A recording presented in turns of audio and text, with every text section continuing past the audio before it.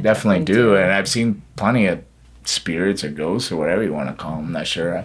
But I've been around some really, really bad ones too. Really? In England, like there's this place called the Greystones. It was this gray building. Like they would go to drop me off. I would sleep the whole time in the car. And when they pull up in front of the building, I would just be like, so are we going to go to gym tomorrow? I started trying to hold the whole conversation because I knew I wasn't going to sleep in that house. So I would try talking. They go, do you not want to get out of here? I go, not really, man. Like, it's really bad in there.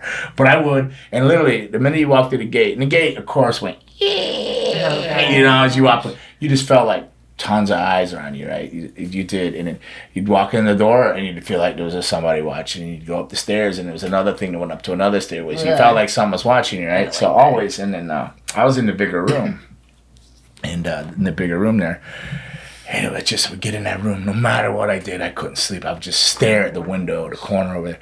No one's just something there, and I tried. This is when I was like a little bit of a rebel, so I tried to do drugs. I brought girls. I did all this stuff anything that I thought could like disperse or break up this energy, but not that I could not stop looking at that window. Like I just like this was so bad. I couldn't sleep. I was just going. I thought I started going crazy from lack of sleep. You know, I'd sleep in the cars on the way to shows. Thank God we did shows every day. I got to sleep in the car, and then I would plead my case, or I try to make conversation before we get out because I didn't want to get out. And then I would spend all day out of the place too. Like if we didn't go into a show later, I'd go to the gym, just stay at the gym. And one of the other wrestlers, he's this guy, Big Pete, Brody Steele's his name. He goes, there's no such things as ghosts, little buddy. He's like 6'8", 340 pounds of muscle. Just this big brute of a man. There's no such things as that. And I said, bro, it's evil. And then somebody told me a story of a guy that stayed in that room before me. He was a Canadian, I believe. It was a wrestler. Because it was like it's what do you call like a bed and breakfast? It's sort of like a bed and breakfast. Yeah, you got one community bathroom and community living room, and but hostel? like a hostel. kind of, yeah. And you just rent a room. Everybody rents a room. But I had the bigger room. Ooh.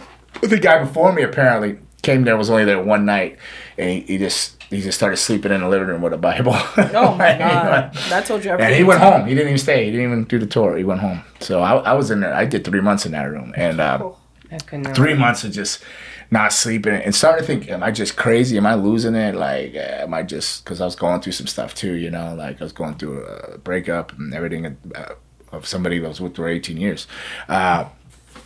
Somebody married on Halloween. I was losing my mind, and I was going home, and he's like, oh, Big Pete says, I'll take that room. I go, oh boy, you're more than welcome to take that room, you know.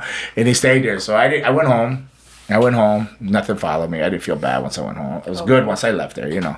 I come back, and he goes, hey, I'm not going to say I believe in ghosts or spirits or anything. He goes, I don't believe in that. Now he goes, but something in that room, because he cussed at it. He got a feeling about something in there, and he said something smart ass to this out loud, like, you know, go F yourself, or something of that nature. He's really an abrupt guy, great guy, but he'll say what he's thinking. If he tells you to go F yourself, he will, you know, he'll be like, go.